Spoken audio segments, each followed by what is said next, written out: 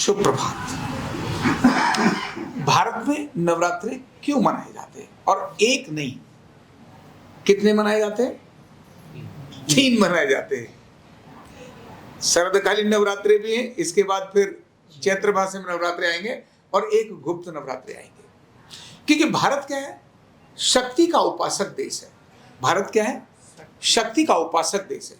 तो मैं आपको इसके वैज्ञानिक, धार्मिक और सामाजिक यानी तीनों चीजों का एक समाहित करते हुए नवरात्रों के बारे में आपको कुछ बताता हूं। भारत में शक्ति की साधना की जाती है, इसीलिए केवल भारतीय एक ऐसा देश है जहां भगवान पैदा हुए। भारतीय एक ऐसा देश है जहां स्त्री को बहुत महत्व दिया जाता है, क्योंकि भारत जानता है कि ताकत का केंद्र पुरुष नहीं है। ताकत का केंद्र कौन है? शक्ति का केंद्र कौन है? स्त्री है। ध्यान रखना, शक्ति का केंद्र कौन है? स्त्री। पुरुष हैं, दोनों को मिलकर ही है, बिना एक से काम चलता नहीं। सृष्टि के लिए दोनों जरूरी हैं, लेकिन धारण करने वाली शक्ति अगर किसी के अंदर है तो वो सिर्फ स्त्री में है। इसीलिए कहा यत्र नार्यस्तु पूज्यन्ते रमन्ते तत्र देवता। जहां नारी की पूजा होती है वहीं पर देवता निवास करते हैं। देवता मतलब देने वाला, देवता मतलब देने वाला। जहां नारी की पूजा होगी वहीं देने वाले लोग आएंगे, और जहां नारी का अपमान होगा वहां पर देने वाले लोग भाग जाएंगे, मतलब संकट का कारण बन जाएंगे। इसीलिए पुराने समय पर जहां जहां नारी का अपमान हुआ, चाहे महाभारत काल हो, किसका अपमान हुआ? नारी का। कौन सी नारी का? द्रौपदी का। और द्रौपदी का अपमान द्रौपदी ने चूक करी। दुर्योधन को कहा कि अंधे के पुत्र तो अंधा ही होता है। मतलब नारी को भी अपने शब्दों पर कितना नियंत्रण रखना जरूरी है। अगर उसने कुछ गलत बोला, उसके पास पावर है, अगर वो कोई शब्द बोलती है ध्वस्त कर सकती है, मतलब वो शक्ति है। शक्ति अगर मिसयूज होगा तो भी द्रौपदी होगी। शक्ति का मिसयूज भी द्रौपदी ही है।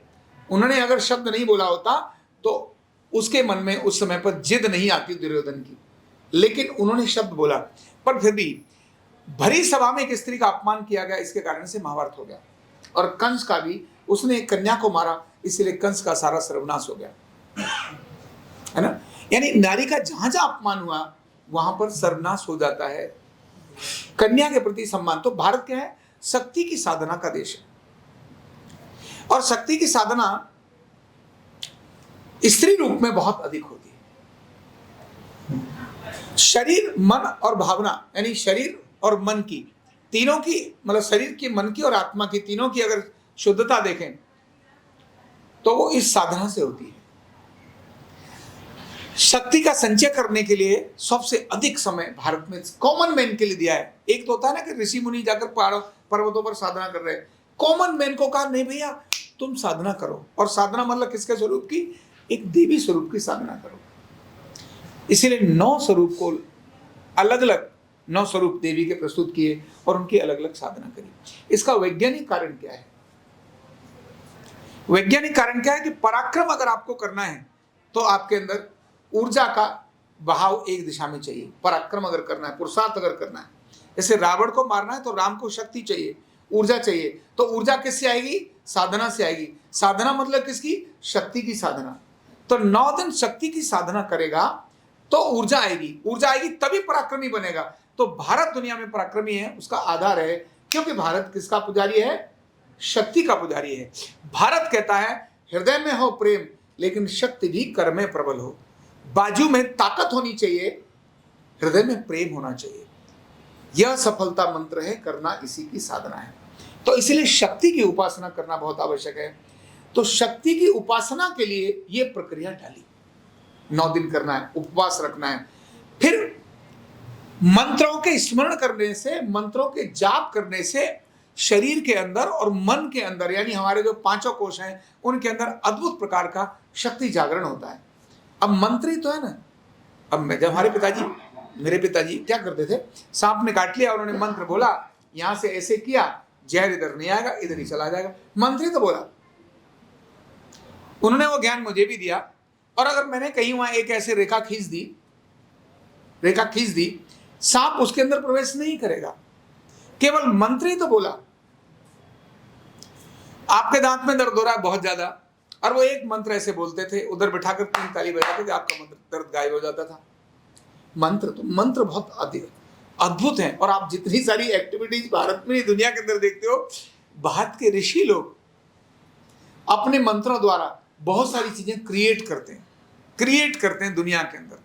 लेकिन वो मेरे और आपकी इच्छा से, प्रधानमंत्री की इच्छा से नहीं करते, वो ईश्वरी इच्छा से करते हैं। किसकी इच्छा से करते हैं? ईश्वरी इच्छा से करते हैं। वो शस्त्र जितने थे, दिव्य अस्त्र, वो सारे शक्ति ही थे, जिनको बाण में लेकर ऐसे स्मरण किया और धारण कर लिया, वो सारी शक्तियां ही थी। तो भारत शक्ति का उपासक है। पराक्रम और पुरुषार्थ तभी दिखा सकता है जब उसके पास शक्ति होगी। और शक्ति की उपासना के लिए उसने कहा, भैया एक दिन तूने शक्ति का जागरण कर लिया, ऐसा नहीं है, बार बार उसको रिचार्ज करना है। इसलिए 1 नहीं, 2 नहीं, 3 बार नवरात्रों की व्यवस्था की, यानी शक्ति की साधना की व्यवस्था की। ये इसका वैज्ञानिक आधार है। धार्मिक और पौराणिक आधार क्या है? तो धार्मिक आधार यह है कि भाई जब भी हमारे मतलब देश के अंदर राम जी ने रावण को मारना था तो शक्ति की उपासना की, इसीलिए दशहरा से पहले 9 दिन शक्ति की उपासना की। महाभारत काल में भी अर्जुन ने दुर्योधन को मारना था, या मान लो उस सारे को जीतना था, युद्ध को जीतना था, पांडवों ने मारना था, तो भगवान कृष्ण ने उनको स्पेशल बोला, माँ दुर्गा की उपासना करो, बिना दुर्गा की उपासना के तुम्हारी विजय नहीं हो सकती। यानी उन्होंने उसकी उपासना की प्रक्रिया डाल दी। पुराणों के अंदर, ग्रंथों के अंदर जब भी दैत्य शक्ति प्रकट हुई, हमने सुना है दैत्य जब शक्ति प्रकट हुई तो दैत्य शक्ति को, यानी दैत्यों को, राक्षसों को मारने के लिए देवीय शक्ति का प्रादुर्भाव किया गया। देवी की प्रार्थना की, हे मां देवी अब इनका संहार करो, और देवी अन्य अन्य रूपों में आई। ऐसा हम लोग दुर्गा सप्तशती के अंदर पढ़ते हैं। और इसका धार्मिक और उसका कारण क्या है कि जब वो जो मंत्र हैं, इन नवरात्रों के अंदर जो हम मंत्र पढ़ते हैं, कीलक पढ़ते हैं, अर्गला पढ़ते हैं, है ना, तो है जी, रहस्य पढ़ते हैं, ये सारे रहस्य, इनके साथ क्या है, जब एक एक शब्द को बोलकर, एक एक उसको मंत्र को बोलकर हम अपने शरीर के एक एक अंग को अभिमंत्रित करते हैं, तो हम ऊर्जान्वित हो जाते हैं, हम पावरफुल हो जाते हैं, हम कवच में आ जाते हैं, सुरक्षित हो जाते हैं, हमारी शक्ति जागरण होना शुरू हो जाती है, हमारी पावर जो है ऊर्ध्वगामी हो जाती है। तो ये ऐसी प्रक्रिया को पूरा डाला। तो ये हमारी पौराणिक प्रक्रिया है, देवी की साधना करना, देवी को प्रार्थना करना।